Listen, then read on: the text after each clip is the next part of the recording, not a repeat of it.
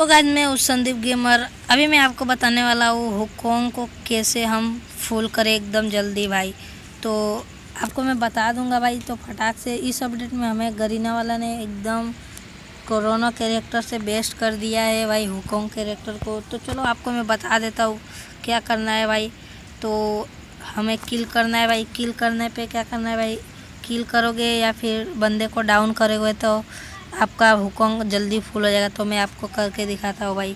तो अभी तक मेरे वीडियो को लाइक नहीं किया तो लाइक कर देना एंड सब्सक्राइब भी कर देना। तो चलो स्टार्ट करते। तो चलो भाई हम यहाँ आ चुके हैं। तो हमारा गेम आ चुका है। तो आपको मैं बता देता हूँ फटाक से मैं M500 ले चुका हूँ और फटाक से चलता हूँ बंदे लोग के पास में हुकोंग बनूँगा भाई। तो अभी मैं बंदे के पास हुकोंग बनूँगा। तो मेरा पिंग जा रहा है, थोड़ा साइड में रहते।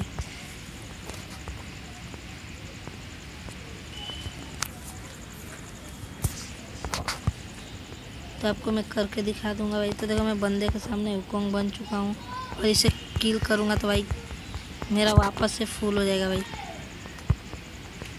पहले इसे मुक्का से मारता भाई।